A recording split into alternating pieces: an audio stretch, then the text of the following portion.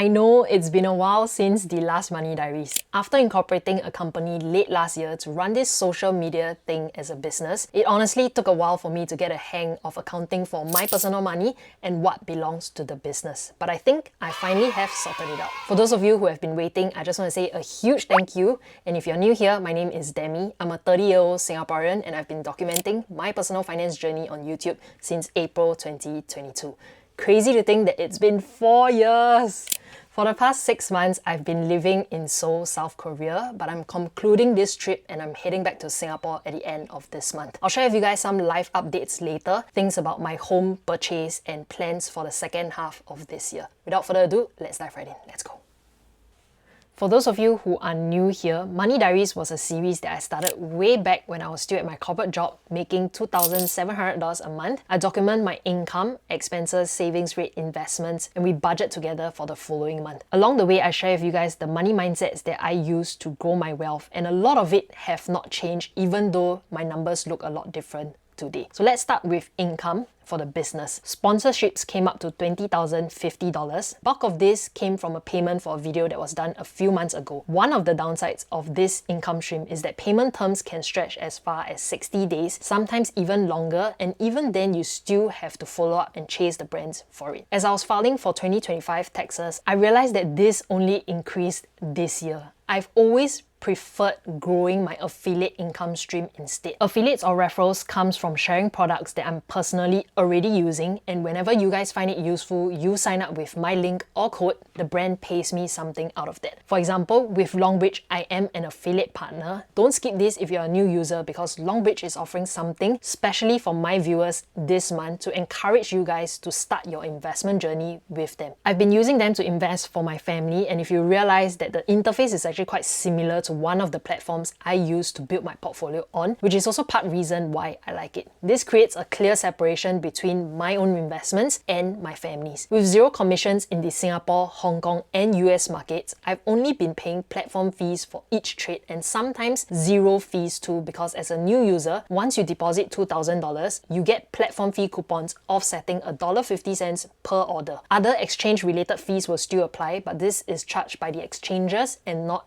Longbridge. Longbridge is a licensed custodian brokerage platform and the custodian bank is with DBS. This means that assets are kept separate from Longbridge owned operational funds, which is an MAS requirement. So should anything happen, our investments are actually protected. If you're just starting out, finding a platform to invest with fees is crucial because we might be investing in smaller amounts with higher frequencies. So for those of you who are new to Longbridge, times are tough. Who doesn't love free groceries? We are giving away fair price vouchers in addition to the ongoing sign-up rewards, and everyone walks away with either a $10 or $20 voucher, and 3 lucky winners will be receiving an additional $150 voucher each. All you need to do is sign up, scan this QR code or link in the description box below, deposit either $2,000 or $10,000. If you deposit $2,000, you'll get $10 voucher, and a $10,000 deposit, you'll receive $20 fair price voucher. No holding period, just sign up and deposit, and by mid-June, I'll send out the vouchers to you guys. I'll be announcing the 3 lucky winners who will receive the additional $150 fair price voucher on all my official channels, so YouTube community, Instagram and my Telegram channel. More than these vouchers, just by depositing, you receive a 10% interest booster on $2,000 invested in Longbridge Cash Plus for 180 days that's worth $90. If you hold the funds in the account for 30 or 90 days and make some trades, you receive up to $300 worth of Nvidia shares too. Sign up rewards goes as high as $1,368. You can scan this QR code or link will be down in the description box below. Don't miss out on this upsize reward happening only in May. So affiliate income in April was $8,398. The third income stream for the business is digital products, and I got $1,561. This comes mainly from the sales proceeds of my Notion finance tracker, but 50% of this goes to my brother. He was the one who coded the Apple shortcut, which is life-changing for me. The frustration I used to have whenever I forgot to record an expense and have to reconcile no longer exists because of this. All I need to do is to just double tap the back of my phone or press this shortcut button over here to record an expense on the go. And yes, even though I could simply pay pay him a one-time fee to set this up. I wanted this to be a passive income stream for him. So I'm recording this in full as income, and 50% is paid as a business expense every single month. I manage both my personal and business financials on this Notion tracker. I get to see my savings rate, budget for the different expense categories, and track my net worth every single month. If you ever need a template to start managing your finances, link is down in the description box below. And any updates are rolled out for free.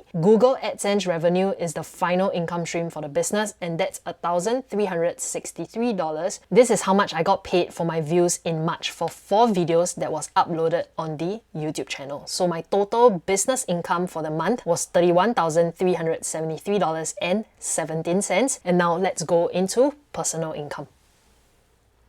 Oh, I'm excited to be going back because filming in this position is not exactly the best. But anyway, for dividends, I got $649. Owning 810 units of DBS paid me this amount. And for those of you who do not know, I'm not actively building up my dividend portfolio because of my housing plans, which is why interest income is a little bit higher at $224 for the month of April. I've moved all of my savings from trust to UOB because they lowered interest rate. Any amounts in excess of the 150k right now sits in Chocolate Finance and MariBank. Cashback, $19. Not that any one of you is interested, but the best multi-currency card with cashback right now is MariBank, offering 1.5% back. If you're new to MariBank and you want to sign up, you can use this code over here. When I compared the rates among other cards that offers cashback like Trust and Chocolate, MariBank's rates is the best. Though if you're looking to withdraw cash at an overseas ATM, MariBank's card cannot do that. Instead, I use Wise. So personal income came up to $892. I'm filming this a little bit more candidly if you guys realize. Yeah, I'm trying. Now let's go into expenses. Let's start with business. The Notion tracker service fee, 50% to my brother, that's $780. Filming fee for video, that was $500. Subscriptions, a total of $129. One of it was denominated in USD and it deducted from my Wise account that holds USD.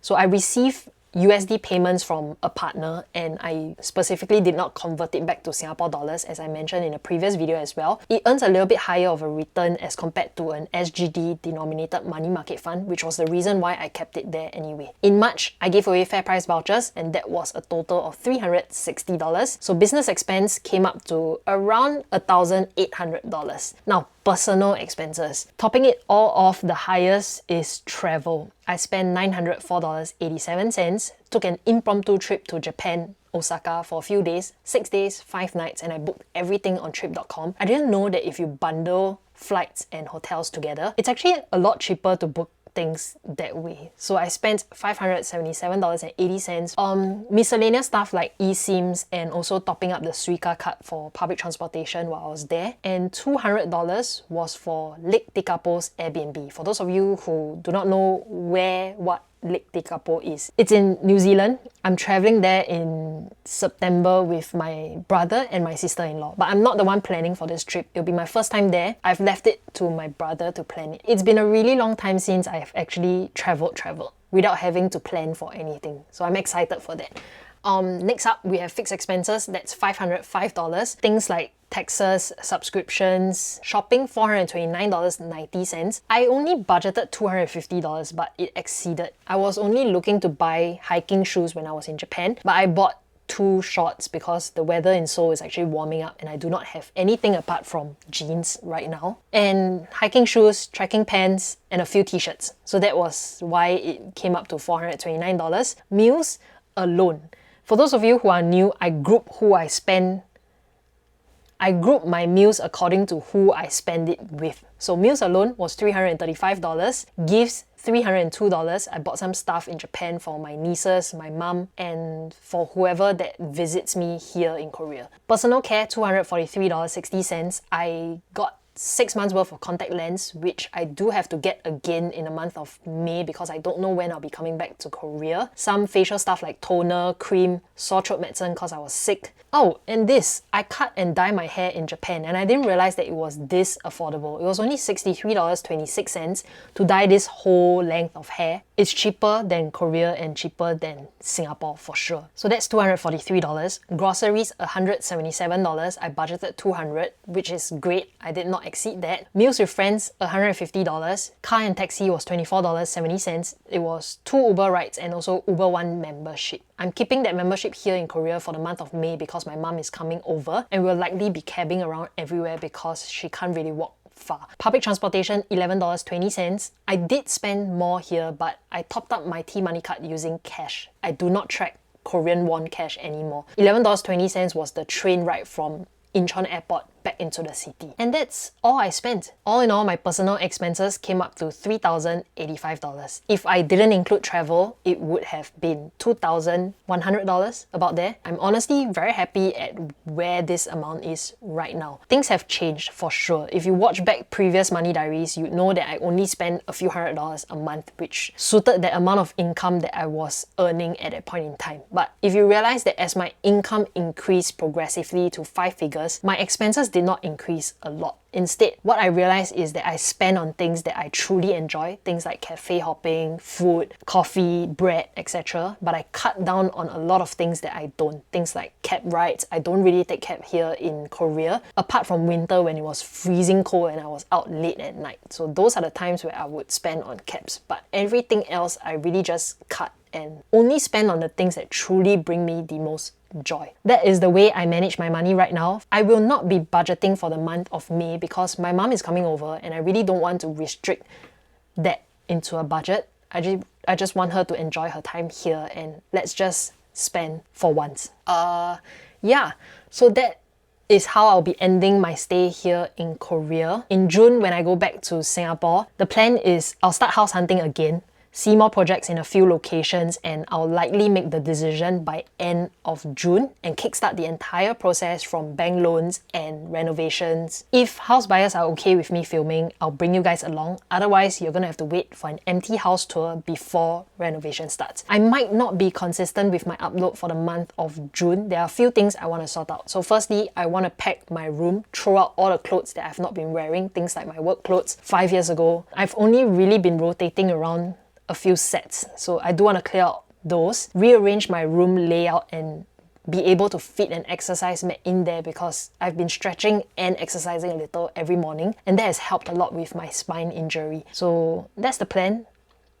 One last thing, I might look into taking over my brother's car for a few months, so that will be an added expense that I have to plan for, and I'll update you guys in June for May's Money Diaries. So that's the plan. Let's go month by month. June, I'll be going back to Singapore. Let me settle down. In July, there is Move Fest and I'll be heading down. I'll see those of you who are going as well. In August, I'm planning something for you guys. So stay tuned. I can't reveal much yet, but it'll be exciting. That's happening in August. September, I'll be taking a break to go to New Zealand for 2 weeks. The last quarter of the year will be business as usual, in addition to all the housing stuff, renovations, and more. So that is the plan for the rest of this year. I hope you guys will continue following me on this journey. And if you have any questions, as always, Instagram, Telegram, the comment section down in the description box below. I just want to say a huge thank you because none of this would have been possible without the support from you guys. For those of you who know, I came to Korea because I wanted to focus on work to build up enough cash for the next season, next chapter of my life back in Singapore. So that's all for today's video.